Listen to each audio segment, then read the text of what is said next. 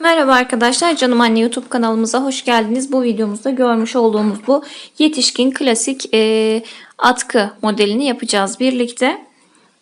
Yalancı Selanik tekniğiyle yaptım. Şu şekilde kenar kısımlarına püskül gittik arkadaşlar. Onun dışında şöyle farklı bir kenar detayımız var. Videomuz içerisinde ne şekilde yaptığımızı detaylıca anlatmaya çalışacağım. Böyle güzel ve farklı bir kenar. Özellikle Selanik ördüğünüzde gayet yakışacak bir kenar modeli. Bu şekilde. Benim atkım için 3 tane ip kullandım ben. 1,5 metre civarı istiyordum ama böyle hani açı şu şekilde rahat rahat ölçtüğümde 1,60 santime yakın oldu. 3 ipten bu ölçülerde yaparsanız yaklaşık 1,60 rahat çıkıyor yani. Yaklaşık değil çünkü bir avuç kadar minicik bir parçada kaldı 3 ipten. Bunun dışında istediğiniz ene boya göre hazırlayabileceğiniz, ister çocuk, ister genç, ister yetişkin için yapabileceğiniz, oğlunuza, babanıza, eşinize, yeğeninize, kim aklınıza geliyorsa örüp hediye edebileceğiniz ya da satabileceğiniz ya da kullanabileceğiniz güzel bir atkı modeli, klasik bir atkı modeli arkadaşlar. Umarım sizlere faydalı bir anlatım olmuştur diyoruz ve hep birlikte atkımızı nasıl ördük izleyelim. Evet, şöyle 100 gramda 200 metre, %70 akrilik, %20 yün, %10 da keten bir ipim var. Kullanacağınız ip tamamen size bağlı arkadaşlar, renk ve yapı itibariyle. İpinize uygun olarak ve de örgünüze uygun olarak şiş tercih edebilirsiniz. Burada önerilen şiş numarası 4 ila 5 demiş ama ben gevşek örüyorum. Onun için 3,5 milimlik bir şiş tercih ettim. Bununla yapacağım. Öncelikle ilmek atarak başlayacağız. İlmeğinizi istediğiniz şekilde atabilirsiniz. İsterseniz ikiye katlayıp hani parmaklarımıza doladığımız klasik ilmek alma vardır ya, o şekilde yapabilirsiniz. Farklı bir yönteminiz, kullandığınız bir yöntem varsa o şekilde yapabilirsiniz. Ben şöyle şişime bir düğüm attım. Arasından sağ taraftaki şişimi de geçirdim. Sağ şişime doluyorum ipimi ve ilk ilmeğin arasından ikinci ilmeğimi çıkarıp şişime takıyorum.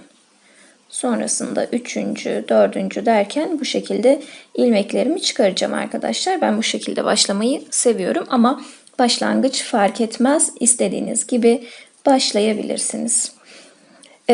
Ebat olarak bahsedelim hemen. Öncelikle şöyle bir 10 zincir çekin.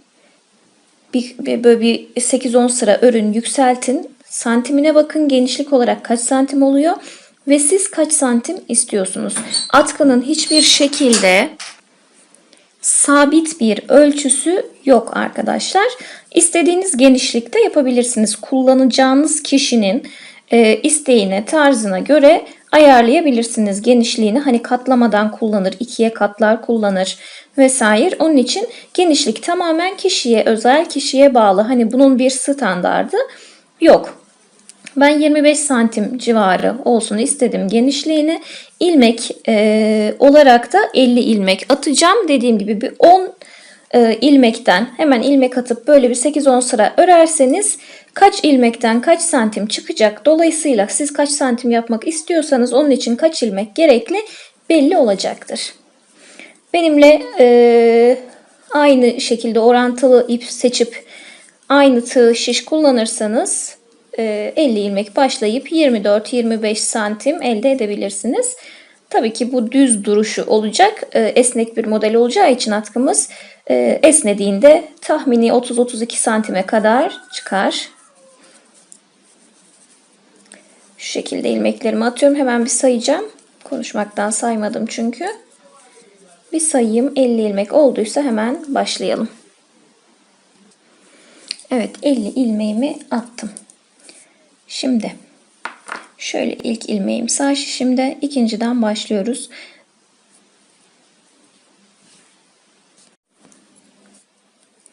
Şu şekilde ilk ilmeği sağ şişime geçiriyorum. İpi üzerine alıyorum. Bıraktım. İkinciyi normal düz ördüm. Sonrakini aynı şekilde şişe geçirdim. Bir de ip doladım, bıraktım. Sonrakini düz ördüm. Sonrakini ilmeği geçirdim. İpi üzerine aldım, bıraktım. Sonrakini düz ördüm.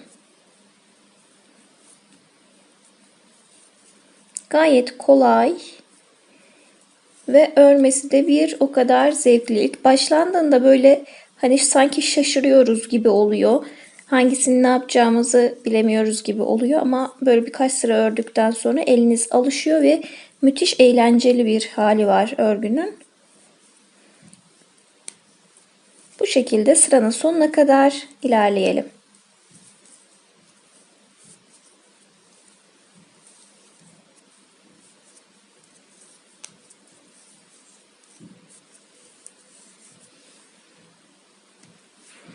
Sıra sonuna geldik.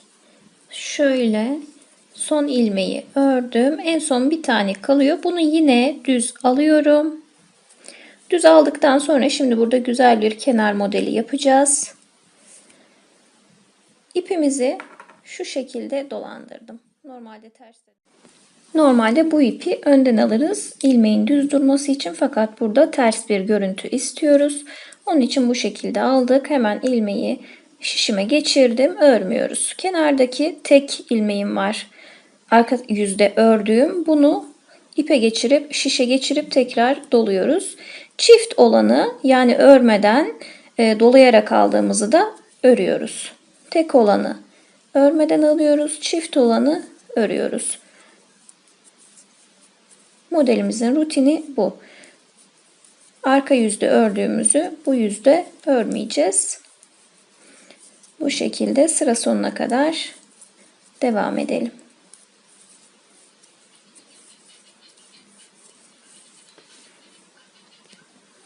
Sıra sonuna yine geldik. En sondakini hep örüyoruz. Çevirdim. Arka tarafa aldım. Ve yine sağ şişime taktım. Burayı hafif sıkılayıp modelin gerektirdiği şekilde devam ediyoruz. Kenar detayı dışında fazla bir böyle hani takılacak bir yer yok. Örgünün rutini bu şekilde. İstediğimiz boya kadar ilerleyeceğiz şimdi. Boy ölçüsü nedir derseniz de sabit bir boy ölçüsü, bir tablosu vesaire yok bunun. Klasik atkı modeli, istediğiniz kadar uzatabilirsiniz. Bu boya göre değişir, kullanılacak şekle göre değişir. İşte atıyorum en kısa ne kadar olabilir derseniz ben size yetişkin için hani 1.40 1.30-1.40 santim diyebilirim. Hani dolamadan boyun etrafından ekstra dolamadan kullanacaktır sadece boyuna atarak. O şekilde en kısa hali bence 130-140 santimdir. 2 metreye kadar çıkarılabilir bu çift dolanarak falan kullanacaksa. Dediğim gibi tarz olarak, boy olarak kullanacak kişiyi değerlendirip ona göre ayarlayabilirsiniz uzunluğunu. Ben yine en sona geldim. Son ilmeğimi aldım. Şöyle birlikte yapalım. Hemen arka tarafa attım. Sıkılayıp bu şekilde devam ediyorum. Şimdi istenilen uzunluğa gelene kadar bu şekilde örmeye devam edelim. Ben yaklaşık 1,5 metre örmek istiyorum. O uzunluğa gelene kadar devam edeceğim. Sonrasında yine video ile devam edeceğiz. Evet, 1.50-1.55 santim civarı oldu benim atkım arkadaşlar. 3 tane ip gitti. Şöyle özellikle bıraktım ip yerlerini. İkinci ipe başladığım yer. Şu şekilde göstereyim. Şöyle üçüncü ipe başladığım yer. Ve üçüncü ipten çok az bir miktar kaldı. Yani bu sayıda, bu ölçülerde yapmak isterseniz 3 ip hemen hemen yeterli olacaktır size. Fakat kenar püsküllerini uzun yapmak isterseniz belki 4. ip gerekebilir. Şöyle az bir miktar kaldı çünkü hemen göstereyim. Şöyle içi boş. Yani bir avuç kadar bir miktar. Evet. Hemen şöyle kenarını göstereceğim. Bakın kenarının duruşuna. Kenar kısmımız da bu şekilde gayet derli toplu, muntazam duruyor. Şimdi ilmeklerimizi kapatıp atkımızı bitireceğiz. Şu kısa bir şiş alayım aynı numarada.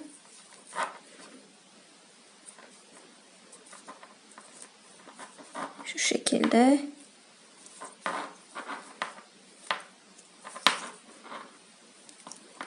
Artırma yaptığımız ilmekleri de tek ilmek sayarak tıpkı ördüğümüzdeki gibi ilmeklerimizi kapatalım. Çok sıkmayalım. Çok da gevşek yapmayalım arkadaşlar. Modelin hani duruşunu, görüntüsünü bozmayacak şekilde sıranın sonuna kadar bütün ilmekleri bu şekilde kapatıyoruz.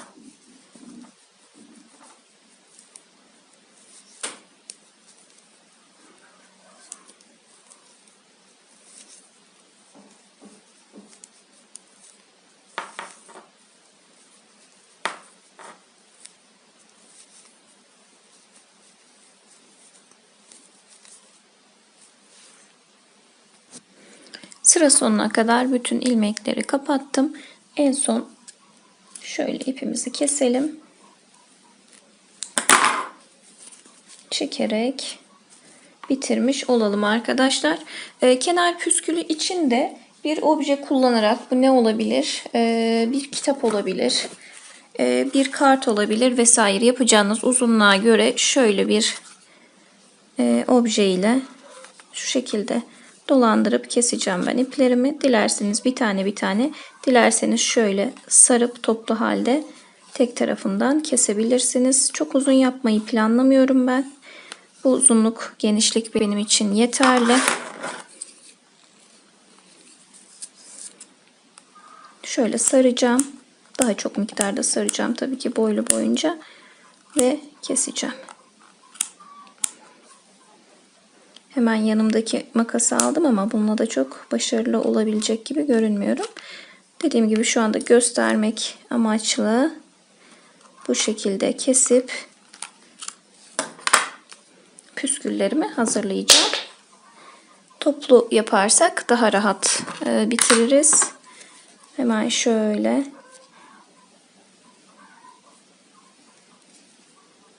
kapattığımız sık iğnelerin tepe kısmına geçiriyoruz tığımızı.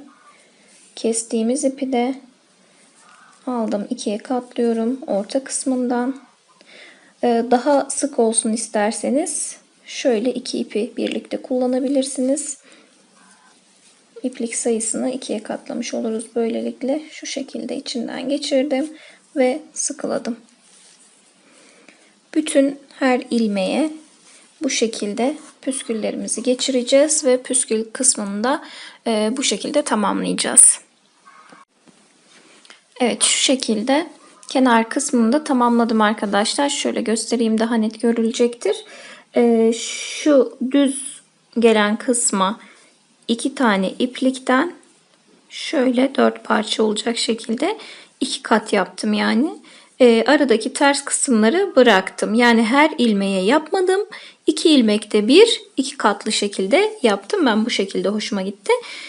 İsterseniz tek tek de yapabilirsiniz. Daha dolgun isterseniz 2 kat olarak her ilmeğe de yapabilirsiniz. Sizin tercihiniz, seçiminiz olacaktır diyorum. Bu şekilde ben atkıyı tamamlamış oldum. Umarım sizlere faydalı bir anlatım olmuştur. Yapacak arkadaşlara kolaylıklar diliyorum. Videomuzu beğenip paylaşmayı lütfen unutmayın arkadaşlar. Hoşça kalın.